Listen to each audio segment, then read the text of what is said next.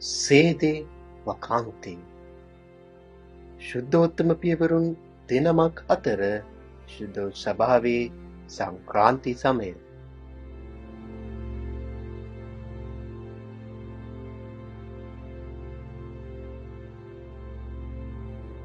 තාවකාලික අධිකාරිය සහ කාදිනල් මණ්ඩලය පාප්තුමාගේ මරණයත් සමග ශුද්ධ සභාව සේදේ වකාන්තය ලෙස හැඳින්වෙන කාල පරිච්ඡේදයකට පිවිසෙයි. එහි අර්ථය නම් හිස් වූ ආසනය යන්නයි. මෙම කාලය තුළ නව පාප්තෙමකු තෝරාපත් කරගන්නාත් එක් පාප් පදවියේ අධිකාරිය තාවකාලිකව අත්හිටුවනු ලැබේ.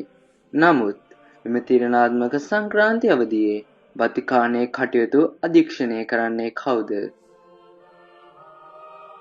පාප්තුමාගේ මරණයෙන් පසුව පැමිණෙන දින කිහිපේ එම භාරදූර වගකීම කාදිනල් මණ්ඩලය හෙවත් කොලෙජ් ඔෆ් කාදිනල්ස් වෙත පැවරේ.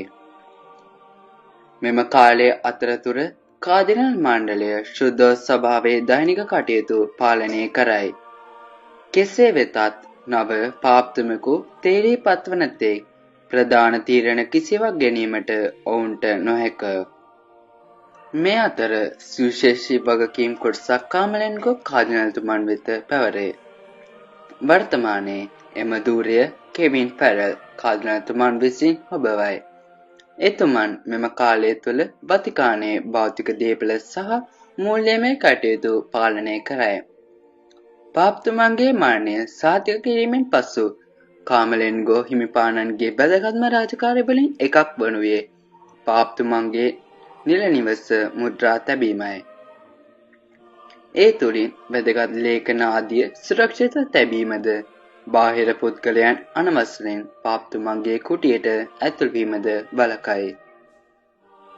තවද ඊළඟ පාප්තුමා තෝරාපත් කර ගැනීම සඳහා පවත්වන ක්‍රියාවලිය සඳහා කෙමෙන් වතිකානයේ සූදානම් කිරීමද ඔහුගේ රාජකාරිය අතර වේ.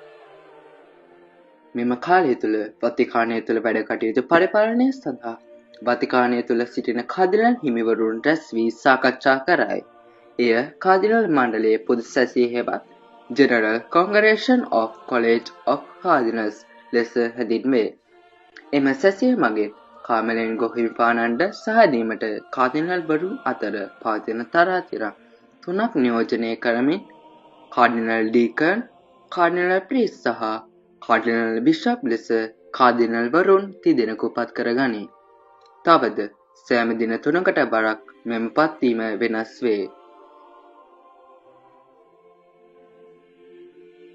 මෙම සේද් වකාන්තේ කාලය තුළ භාවිතයට ගැනෙන වතිකාන ලාංඡනයේ සංකේතාත්මක යතුරු දෙකට ඉහළින් ඇති පාප්තුමාගේ කිරුළ වෙනුවට කුඩයක් හෝ කැණිපීක ආකාරයේ සලකුණක් යොදයි.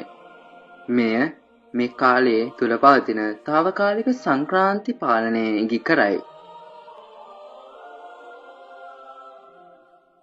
පාප්තුමන් වෙනුවෙන් පවත්වන ශුල්ක කාලය සහ පාප්තුමන්ගේ අවමංගල්‍ය හා සැමැදිවත් පිළිවෙත් පිළිබඳ දැනගන්නට මීළඟ වීඩියෝවෙන් අපි නැවත හමු වෙමු.